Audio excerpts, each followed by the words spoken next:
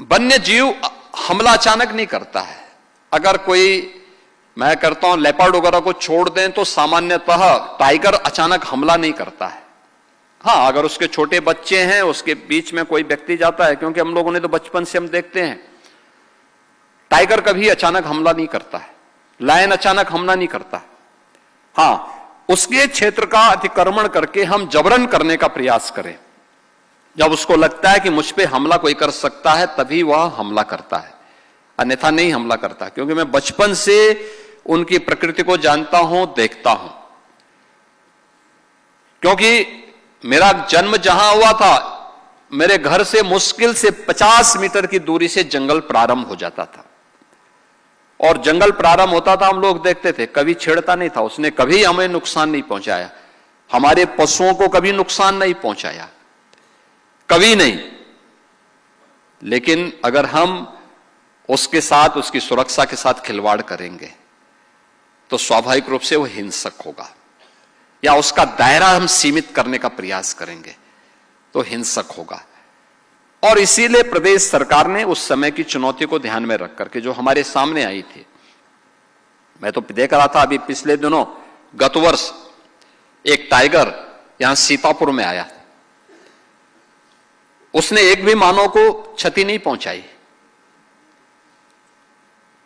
वो कर्तनिया से या फिर दुधवा से ही आया होगा, और यहां आकर के बहुत यंग था, लगभग 7-8 वर्ष का था, और कई दिनों तक रहा। उसको पकड़ने के लिए तमाम प्रयास किए गए, रेस्क्यू के लिए अनेक टीमें लगी। मेरी चिंता यह थी कि कोई इसको मार न दे, क्योंकि लोग मांग करने लगते हैं किसी के पशु को नुकसान पहुंचाएगा तो।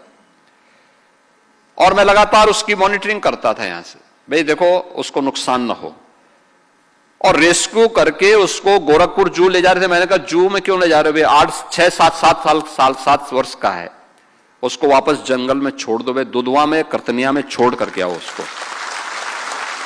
और मुझे अच्छा लगा कि वन विभाग के लोगों ने उसको रेस्क्यू करने के उपरांत उसने कोई जनहानि नहीं की, और उसको सफलतापूर्वक फिर रेस्क्यू करके वापस वन के अंदर लेके चले गए, और वहां रह रहा है।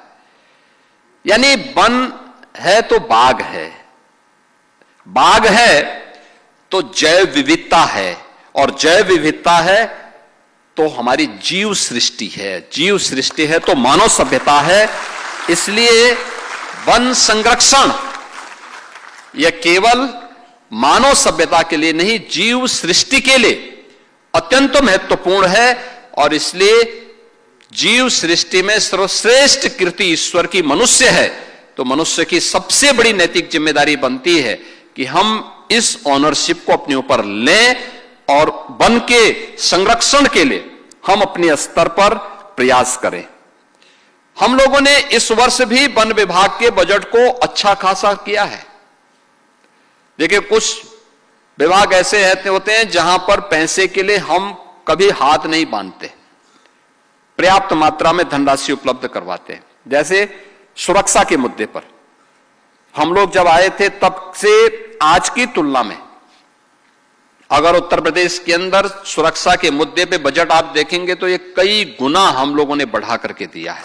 हम लोगों ने कहा यहां कॉमन मैन की सुरक्षा के साथ कोई खिलवाड़ नहीं हो सकता। ऐसे फॉरेस्ट में भी हम लोगों ने सामाजिक वानिकी के लिए 800 करोड़ रुपए विभाग को दिए हैं, पौधशाला प्रबंधन के लिए 220 करोड़ दिए हैं,